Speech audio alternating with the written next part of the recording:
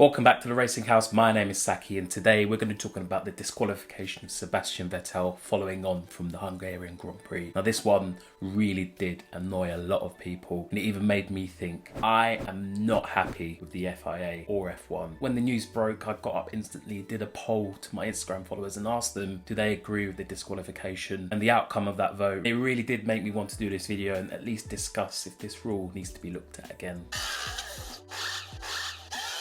The rules are rules, but the punishments don't fit the ethos. So you probably hear it all the time. F1 is meant to be about performing at the highest level, passion, top talent, emotion, and dreaming about results that you would just never think are possible. And over the past few weeks following on from the British Grand Prix, it's been really hard to find positive news stories. Lo and behold, the Hungarian Grand Prix comes along and absolutely delivers with all the clout in the world. We have Esteban Ocon taking his very first victory. We had Sebastian Vettel taking another podium, which no one would have predicted. And then we had George Russell and Nicholas Latifi actually getting points in the Williams team. And I thought it was brilliant. It's one of the best races I've seen in a long time. And it was confirmed that Sebastian Vettel would be disqualified. And I think it's fair to say that the majority of people hated this decision. I, for one, didn't like it. But when I did the poll, the results of that, 1,393 people said no, they didn't agree with the disqualification. 431 people did agree with it. That's about 75% of people not agreeing with the disqualification. If we're looking at the letter of the law, a car must be able to provide a 1 litre sample of fuel. To the letter of the law in black and white, the Aston Martin team weren't able to do.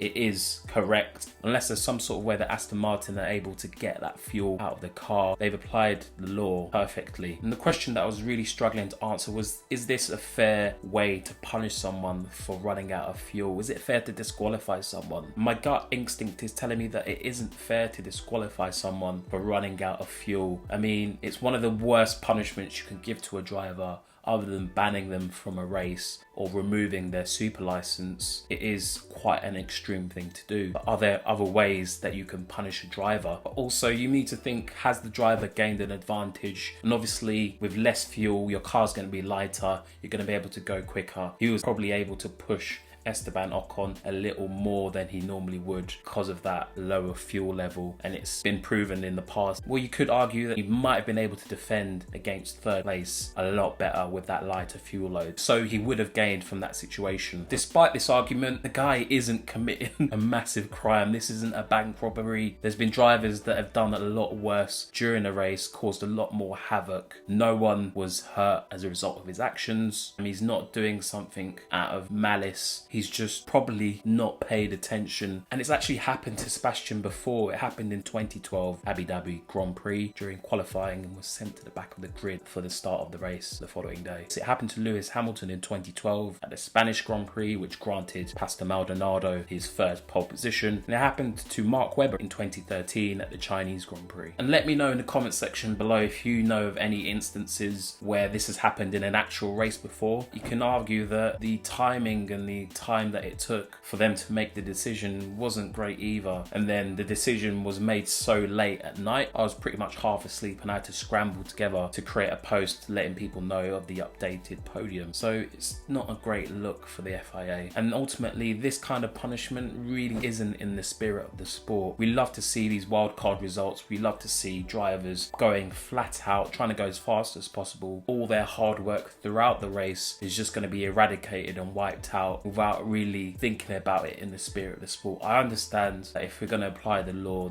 is right and the punishment is spot on. However, it doesn't feel right for me, and I feel like the FIA need to look at that. But what kind of punishment could they give instead? Well, I would prefer them to give a grid drop for the next race, or give them penalty points on their license that are so large that they would literally have to really tread on eggshells for the next upcoming races. So maybe 6 penalty points on a driver's license, or maybe even a fine for the team, because punishing someone by completely wiping out their hard work for the whole race in a race that was unexpected and provided so much entertainment really deflated that feeling that we really were seeing something special at Hungary. And overall, it really does make me question what F1 is truly about. I understand that it is a business. You have to have rules and you have to have punishments for not sticking to those rules. But to disqualify someone in such a manner several hours after the race, it just feels a little bit bit misjudged, because you want these drivers to give it their all. You want these drivers to race wheel to wheel. And if you're telling them that you can go racing, but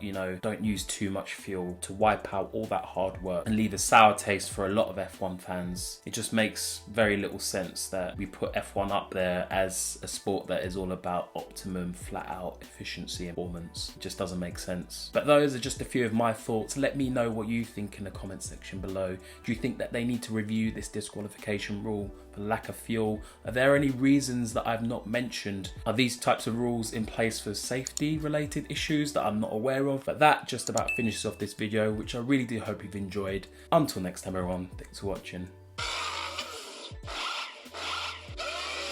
Like, subscribe, and hit that notification bell to ensure that you get all my latest videos.